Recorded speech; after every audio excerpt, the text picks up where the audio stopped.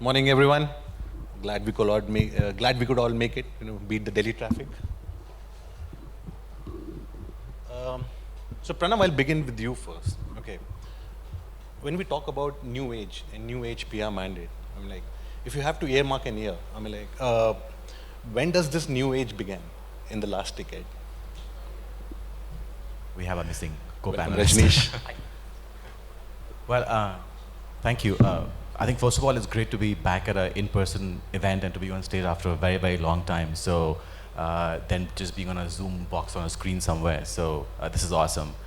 I would say that, to your question, I think that transition, I started my career in PR, towards the sort of the cusp of the internet, when we were just sort of transitioning onto, using email and, online channels and things like that. So I would say that I think probably the sort of the mid early 2000s was that time when we saw this transition happen. And as somebody who started his career towards the pre-internet era, so to speak, in the late 90s, I found that things became a lot easier. It became easier to conduct outreach strategies. It became easier to engage with journalists. I think information flow became very fluid. So I think since then, and we'll talk about this in the next few minutes also, I think the practice of public relations has benefited tremendously from the advent of technology, communications, and I think it's a very exciting time to be in the business. Sitara, do you concur with? Can you hear me? Is that okay? I have to confess that I started my career in communications in the new era. I don't know the PR world outside of the internet. I think for me, the shifts are a little bit smaller, right? It's going from where Facebook felt new and exciting to a little bit where now communication is expected to be two-way. Public relation does not exist in that little box of where you send out a press release and assume things will work out. I think I agree about how the internet itself has changed the business of communications, of marketing, of how, also how communication flows internally from, employee communications to how that translates into a larger conversation about the brand itself. So yes, I concur. Thank you. Great. Rajnish, so now since it has been established that in somewhere post 2000s, the new age for PR began. Okay, so what are the key components of the new PR mandate that is there? To an agency? Yeah. So I think essentially PR is no longer about sending one-way communication to the customers in the way that you want. Okay. I see PR more, I see advertising more as, let's say, the tent poles, and PR is what drives the conversations within that. That's how the brands remain engaged. So when looking for an agency, of course, one would look for competence and experience, but one would also look at a granular understanding of how digital processes work. So today, a 25-year-old in my office thinks very different from somebody who spent 2 decades, right? And I think they're closer to those conversations than some of the more senior folks because they're natives in that sense, right? So the ability to adapt, like while I would put a great premium on experience, I would also put an equally important premium on mental agility. Because mandates are no longer given sort of clearly, like they are likely directional at their core and fuzzy around everywhere else. So you need somebody to decode it. It's two-way. You may start off in a certain way, but the conversations go in a certain other direction. So the in-house team and the agency needs to be able to move with the time. Pranav, like Rajnish mentioned about how the in-house team and the agencies are now working in a very different way. So how this relationship has evolved, especially in this age of digital. You mean in terms of how we work with clients? PR agency relations with the clients have evolved. Yeah, I think it's like I said, interesting time because gone are the days when agencies were just confined to just sending out press releases and talking to just journalists. That does not happen anymore. I think in working with clients today, I think it's sort of par for the course that we have to understand what is the client's business all about. We have to immerse ourselves in the client's industry, and then be in a position to tremendously value add by way of content, messaging, helping clients work closely with them to help shape their brand's narrative. I think that's where we come in, where we have to increasingly add value, within the marketing mix, right? And I think the other piece is that we also have to be creative in what kind of channels we go out to, whether it's journalists, influencers, and creating all types of content. I mean, I think that the other piece is that earlier we may think that it was more channel agnostic, PR and communications, but that's not the case anymore, because we have to constantly adapt and create new types of content and strategies for influencers or journalists, or even create long form content, or even because we are good intrinsically in messaging and content and writing, we can take the same skills and, for example, write copy for a lead generation website. But not does it only end there, our role, because I think we have the savvy as practitioners of communications, to be also looking at driving engagement and traffic to that specific website. So I think in some sense, our role is specialist from a public relations perspective, but we also play the role of the specialist generalist from an integrated communications perspective. So how do we see campaigns holistically? And I think as an agency, the more you're able to do that, I think the more your clients will really value you. Okay. So Sitara, as Pranav mentioned that, today the agencies are playing the role of specialists. Okay. So do you prefer to work with one traditional agency or multiple specialist agencies? How does that work from a brand's point of view? So that's a difficult question to answer, and I say that because the answer depends on the scale of the business, the size of the budget, where you are in your life stage as a business, also the partners that you work with. From my experience, I've found that very often you'll start off working with one partner, you'll realize what they're good at, and if you need to, you will bring another partner on board. That isn't to say that the first partner isn't good or the other partner is better, or however that works, right? I think it boils down to how much of the business are our agency partners aligned on, right? How much of our messaging becomes intrinsic to their approach also. Some of the best agencies I've worked with have had the ability to sit down on the table and tell us, look, I understand that we only do comms and PR for you, but here's what we see the brand standing for, and here are the pieces that could align closer. We can help out on that. And I feel like that is the integration that you want any agency partner to bring on board. I don't think the answer is so much about which silo can you fit your resources into. And sort of, I think personally it's always easier to have one agency partner. You have one line of communication and make sure that everything falls out. But I think specialization is key. I think some people are just better suited at some things than others, and I think that boils down to the resources that the agency has on hand at that point of time. Right. What you find is also that,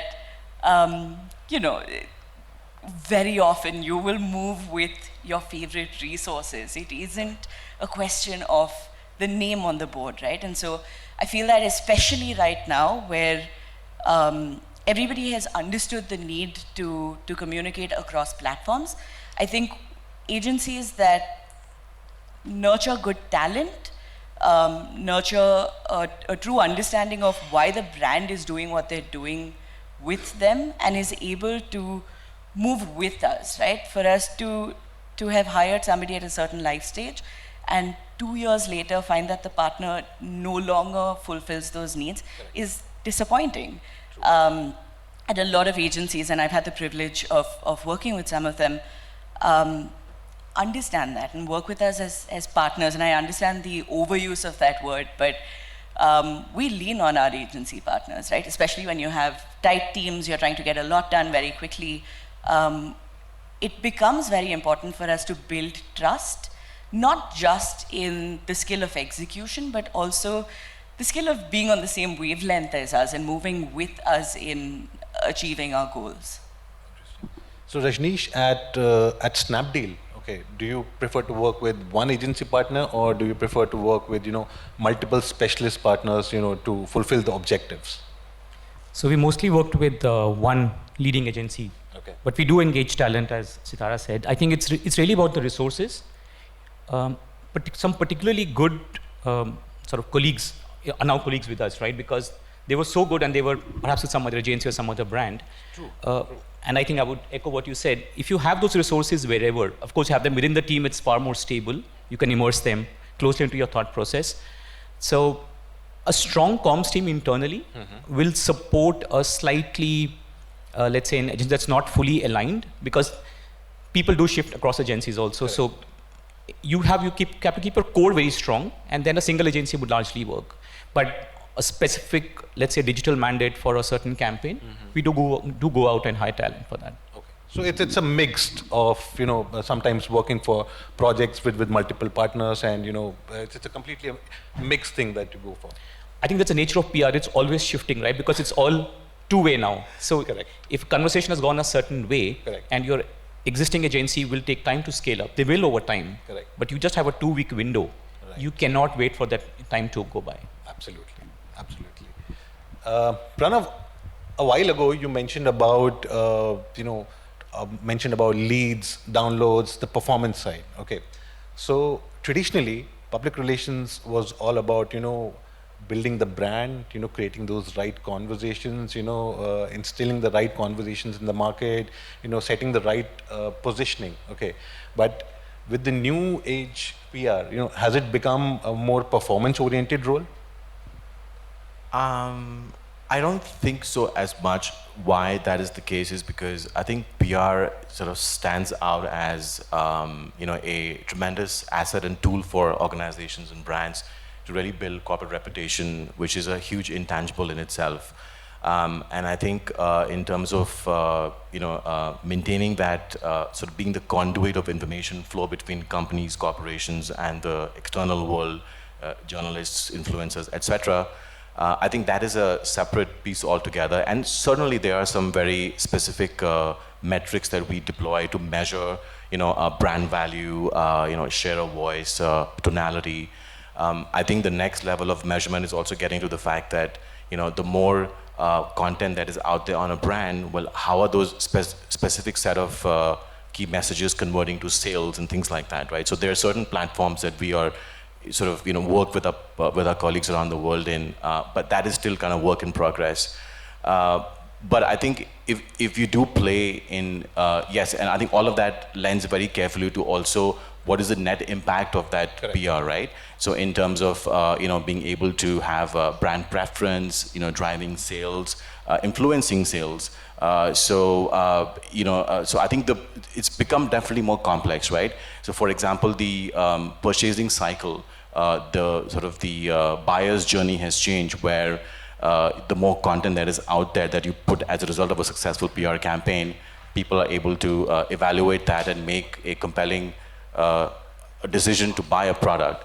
So the answer is kind of a mixed bag in the sense that yes, when it comes to more doing the integrated online digital campaigns, there are very specific metrics that drive those metric compulsions. But I think other than that, I think PR should be sort of seen as separate from the downloads and the links and all of those things. That's my personal view. Yeah. So Sitara, when you work with the PR agencies, do you see them as a brand building partners, or do you see them also helping in the performance part? So I think that PR has a unique opportunity that in today's 120 character universe, no other channel has, right? No other partner has the ability to do. I think we lean on our PR agencies to build narrative, and very often that's long conversations, long emails, press releases, all of these that can't be contained within a few sentences. I think the benefit that we have in the digital era is that everything is measurable. Mm-hmm. And so are we setting objective benchmarks for what PR can achieve? Yes, absolutely. But I think it's a disservice to the practice to call it performance, only because sort of performance marketing functions on which levers can you turn on and off. What A/B testing gives you results in like 24 hours for you to make decisions on. I think narrative building, brand storytelling is a little bit slower. It's a slow burn process. It builds over time if done very well. It can also collapse like a house of cards if done poorly. And I think that pressure doesn't exist with performance marketing. And so to me, they are different, and they're measured differently. But there are very objective benchmarks that you hold for performance very differently from PR. Does that answer the question, though? Yeah. Okay. Yeah. Yeah, I would agree. So, Rajnish, what are the kind of metrics? Sitara also mentioned about the metrics that that we set for the impact of PR. So, has those metrics evolved in this new age? And what are those metrics actually? So let me break it up into two components. On traditional PR, we don't do any measurement. I think it doesn't lend itself to measurement, and that's not the intent either. Right? For example, if you're announcing some acquisition, funding, some key initiatives, they're not meant to drive a business outcome, they're meant to drive a broader impression. For tech firms like ours, performance marketing is very distinct, as Sitara also said. That's a very well-honed regimen, and sort of they spend large amounts of money doing that. But let's say if we were to engage a certain influencer, a Malayalam-speaking audience, right? We would look at the kind of engagement that they have on their Instagram, and also expect a certain amount of conversion. We won't hold it against him or her, but that's just a way of iterating and getting to the right expectation and also the right influencers. So we measure it where required, and I think most of the measurement is driven by, it could be click-throughs or it could be actual conversions. It depends on what the campaign has chosen to look at. Okay, that's interesting. Pranav, in this new age of PR, how has the ask from the brands changed? Now I'll tell you how. Previously it used to be that, I want to be on the front page of the Economic Times. I want to be in this particular magazine. Okay, but are brands now talking about that? I want to be a part of the meme culture. I want to be that viral brand. Okay, I want to be the Twitter trend, for this evening or for the entire month. So how has the ask changed from the PR agencies? Well, I think it's no different in the way that you describe it. I think the fetish for front page news in the Economic Times, for example, still continues, right? So if you get it on page 3 or 4, or if it's only online, that's not going to work. So I think all of us in the room will agree to that. But I think having said that, and then also we get requests from clients like, hey, Pranav, how can we make this video go viral? Pranav, make it go viral. But we can't do that, right? That's all about the content and at what sort of time of the conversation you're getting into. But I think taking a step back, yes, the ask has changed in the sense that I think brands are asking us to be be their consultants in the sense that, hey, how do we be more relevant, authentic, insightful? How do we inform and add value to your audiences? And I think especially with the disruption we've seen in the past 2 or 3 years, with the pandemic, lockdowns and all of that stuff, I think it's really underscored the fact that communication is a very important function for organizations and brands also. And I think the environment can also be very polarized today. So I think, there's fake news, there's all sorts of things. So this is a pretty broad topic. I think the landscape has, changed for brands tremendously. And the expectations from the gatekeepers of information, which is public relations, communications as a function, is a lot more. So we have to be more vigilant, we have to course correct, we have to dispel negative news or notions, and really, I think the sort of the hyper news cycle exacerbates, all of that. So today, I think for any public relations team, whether in-house or on the agency side, there's a lot going on there. The velocity of things hitting any leading organization brand is a lot more. So we have to be really sort of on our toes and adapt as we fly. So if I have to understand that correctly, I think the role has evolved from being as the content dissemination, it has now reached to the level of content creators, or the content consultants, where you are telling them, how to go about, for a particular campaign, how to go about, this particular project. For sure. I mean, I think organizations and brands cannot ignore, what the concerns of a very multifaceted stakeholder environment are today, because they have multiple audiences to reach out to, engage and resonate with, right? So I think that's where we have to really give it a very holistic lens on how we are working with brands and helping them navigate this rather complex environment in today's times. Interesting. So, Sitara, like Pranav mentioned, that he mentioned, gave a passing reference about fake news. Okay, so I'm not going to talk about fake news right now, so don't worry. But social media monitoring, it's a pretty important thing in today's day and age, and every brand needs to be very wary about, what's happening and what's being talked about them. So when you choose those the agency partners, is this one of the key components, that is, a part of the skills and the offerings they are sharing for the brand? I think, especially with an internet-based product like us, I don't think it's possible for us to work with partners who don't understand the threats and the power of the internet. And I would be surprised to meet any marketer who felt completely confident working with a partner who would choose to ignore the very real-time feedback that you're getting on social media. I think a part of that is also, it's twofold, right? One is social media and the internet in general allows us a quick platform to put out messaging. It's often done very quickly. And a part of it is also that you're actually getting feedback very soon, right? So Twitter will light up the second you've done something that your audience doesn't agree with. Or Twitter will also light up as soon as the audience thinks that the brand is suddenly a real person and feels close to their values. The reason that it becomes important to work with agency partners who also understand that is because a lot of it feels instinctive, especially with sort of America, right? Where Hinge once put out a product release where they had voices added to profile, and TikTok was lit on fire. It went viral, and there was news about it in India by the time TikTok had already been banned.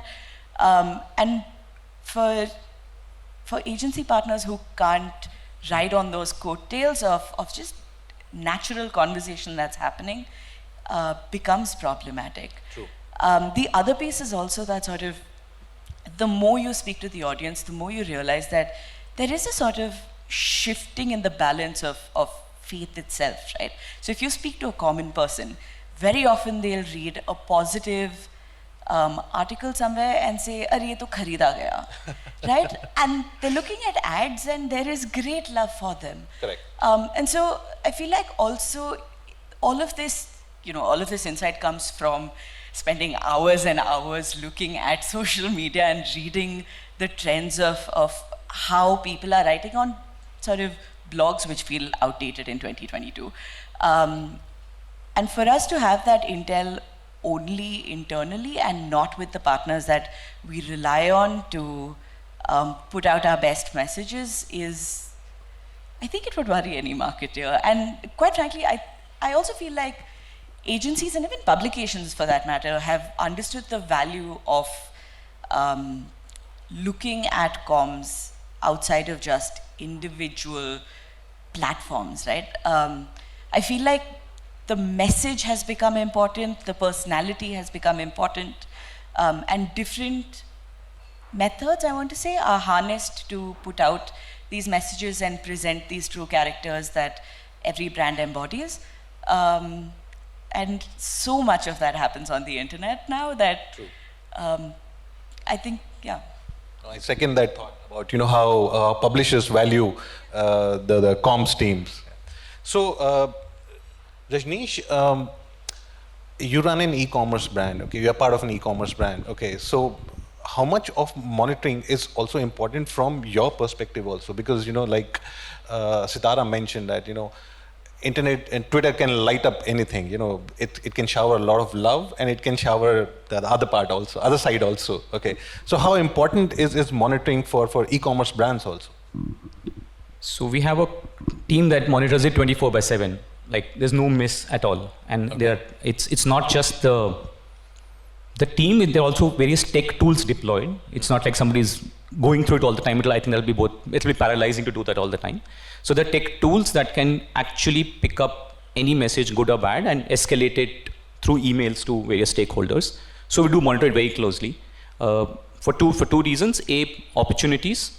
Something, as Sitara said, there's a very small time frame to leverage it quickly. There are no awards for second or third winners on this. The other, more importantly for us, is crisis management.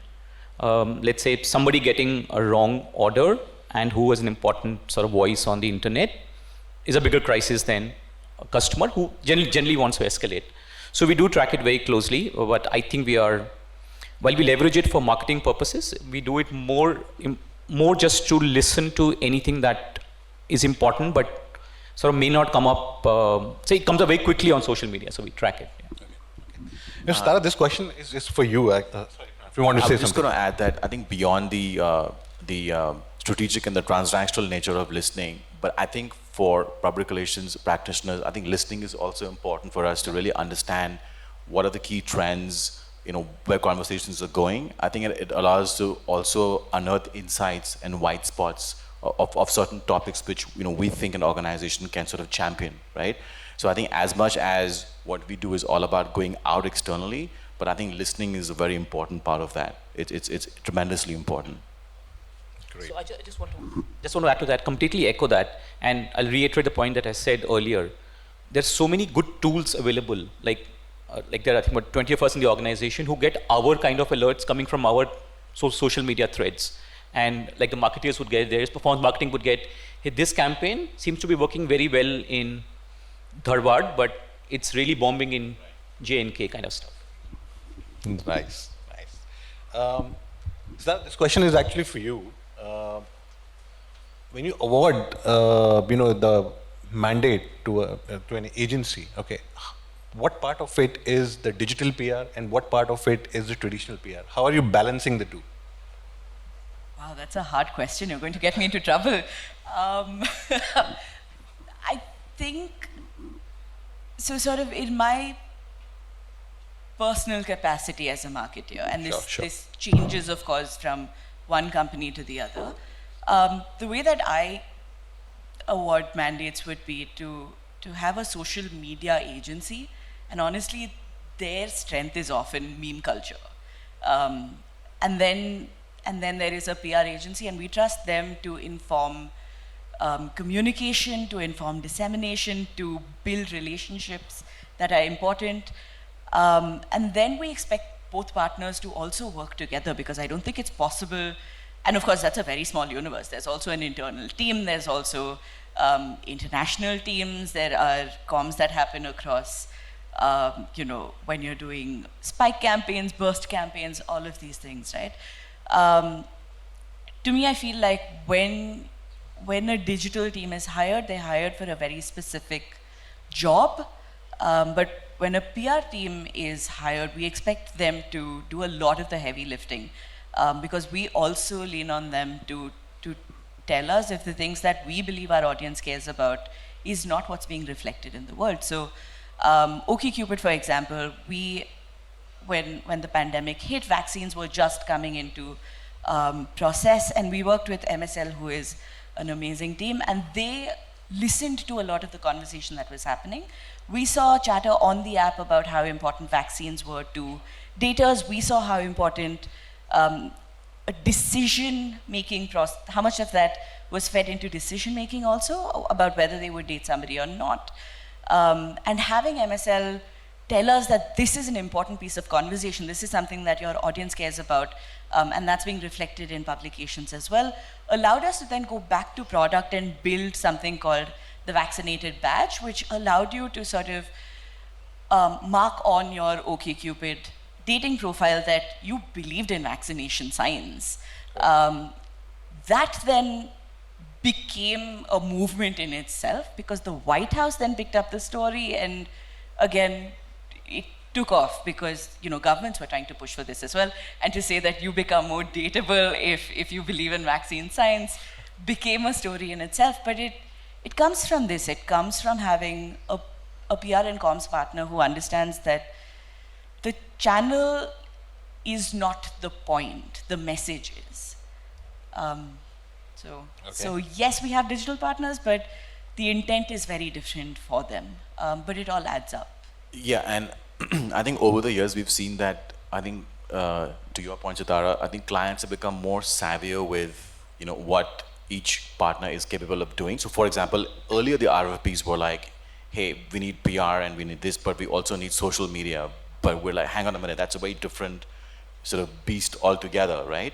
So I think clients have understood the fact that you need very distinct capabilities for both those areas. And of course, any agency who can sell those two successfully in a integrated, intertwined way, will obviously be at an advantage. But I think we're seeing that. I mean, when we get RFPs, we're very clear on what the expectation is from that brief. Is it just PR, or does it also mean a little bit of monitoring or social or content or things like that? Is this awareness growing? I mean, are more and more brands able to decode the brief, component by component, that, this much I'm looking at the digital side, this much I'm looking at the social side, and, it's okay, if you're getting it on the print side also, and they are okay, like Sitara mentioned, that, it's not about the channel, but it's about the message. It has to come out loud and bold to the right audiences. I think it certainly is changing with the more evolved brands who understand how things work, definitely. But having said that, that does not mean that we can be just a traditional PR firm. The expectation is to have those tools and listening and measurement and be able to drive insights which can really sort of fuel the conversation further, right? So, and also we have to tap into newer age digital platforms, whether it's blogs, podcasts, things like that. Just to add to that, Devesh, I think as both the panelists said, the message also is different across channels, right? So message that will go in traditional media is very different that would go into digital.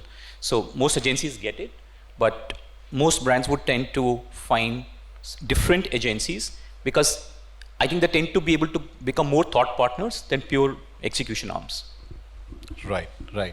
Pranav, you mentioned about that, that the day and age of being a traditional PR firm is kind of reducing. What exactly the agencies should do, and, the kind of skills they should acquire to be, more seen as the new age firms? One can look at it another way. I mean, what are the kind of skills and expertise that needs to be offered, to the clients to, as the new age partners? So the funny thing about our industry is the fact that whether it's traditional or integrated from a digital standpoint, the modus operandi of what we do is still the same, right? It's about engagement and creating narratives and driving earned media outcomes. So our skills are sort of honed in that. Now, in the new age world of digital, I think PR practitioners are best served by honing those skills of engagement and content and messaging to the next level, right? So to Rajnish's point that content cannot be just very specific. It has to be, like I said before, channel specific, right? So I think we have to, as agencies, be able to have those skills for creating content creating content assets across channels, across categories. I think being able to dabble in things like a basic social media management, flows and things like that. And I think also really sharpening our content skills, because that is just so important, and that's what clients really come to us for. So I would say, I think overall, in a nutshell, I think more content writing, listening, analytical measurement skills, and also being able to have a strong appreciation for the client's business and what are the vectors which are impacting that specific industry or client. So that's how we can really continue to evolve. If I may add to that, I feel like one of the skills is also nuance, which is so often forgotten, and if it's a soft skill, so it's hard to teach. But sort of speaking to what you both said as well, I think the message, every brand wants to be seen as what it believes in. I think the nuance starts changing by platform. And so to build all of this ability to understand the technology, harness technology to answer these questions is one.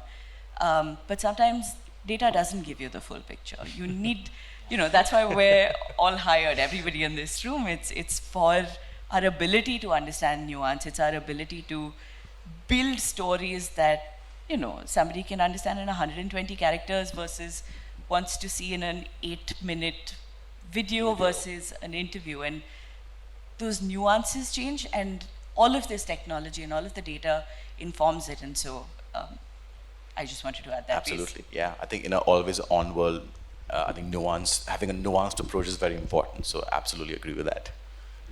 Just to add to that, one thing that we all said in our own way is that the attention span, or let's say, I think users are both busy and fussy, right? They don't want to be preached, right?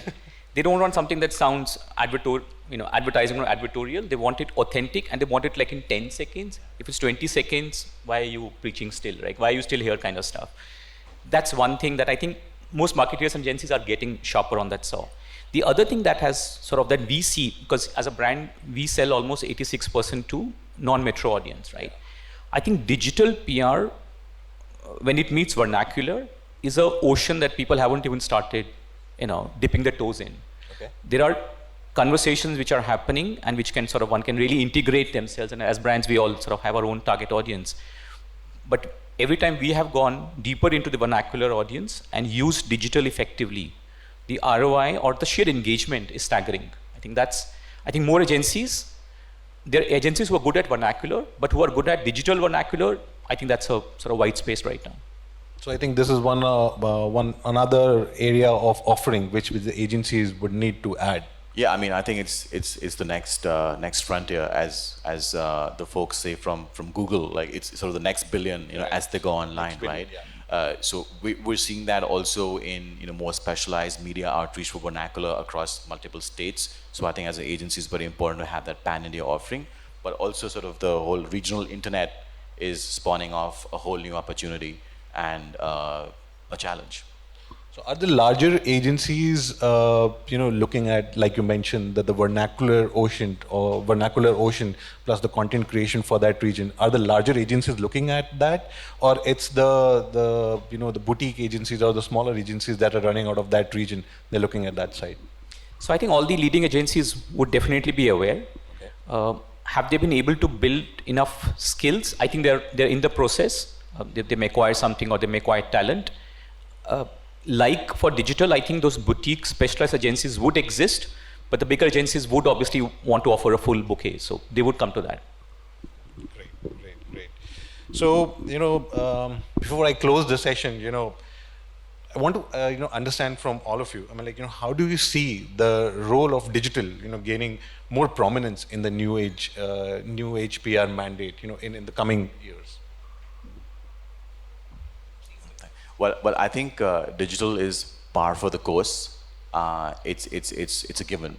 So I think how it's going to shape our practice of communications is we really have to be sort of having our fingers on the pulse as far as technology is changing, consumption habits are changing.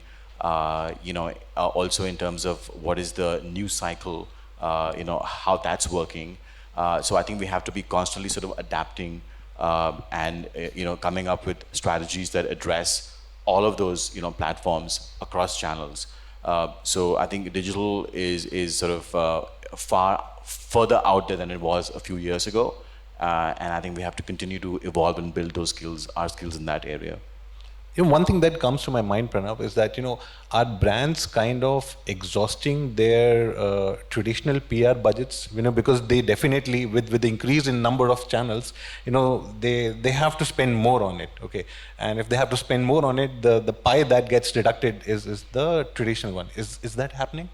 Well, I'll let the clients here answer that question, but on the agency side, I mean, budgets are always sticky, right? But I think in our experience, it varies from companies to companies. Okay. I think the more savvier the company is in terms of the appreciation of PR and what it can do, the better the budgets and more understanding of what we can also accomplish as a team together. Yeah, that's how I would put it.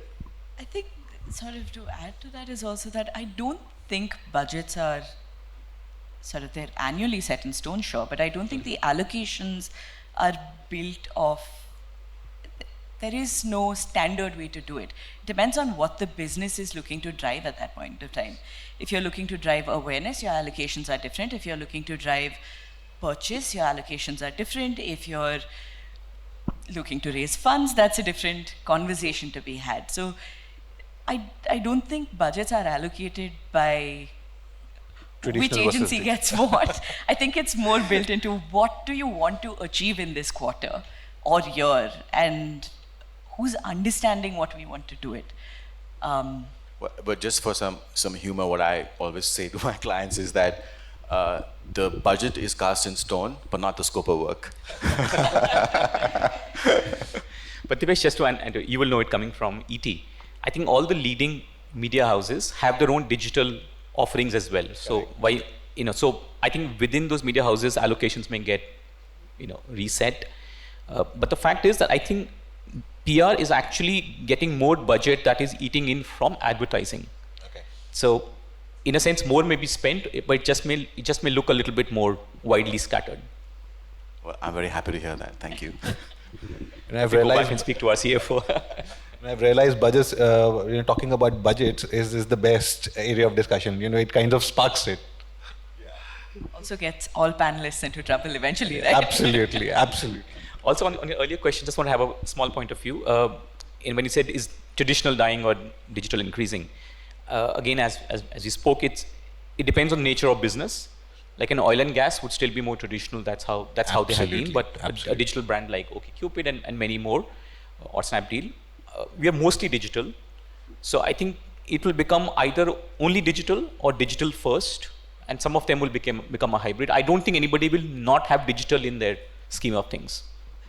To me, I think that at least in 2022, there's absolute agreement that you can't disassociate digital from your audience's lives. Correct. And therefore, I don't think it's a debate anymore about traditional versus digital. Now, digital's also been around for 20 years. It's traditional now. It's traditional now. Great, Rajnish, great Pranav, great Sitara. Lovely to have your thoughts, and it was really glad to have you on the stage. Thank you. Thank you for having me. Thank you so much. Thank you for having us. This was very fun.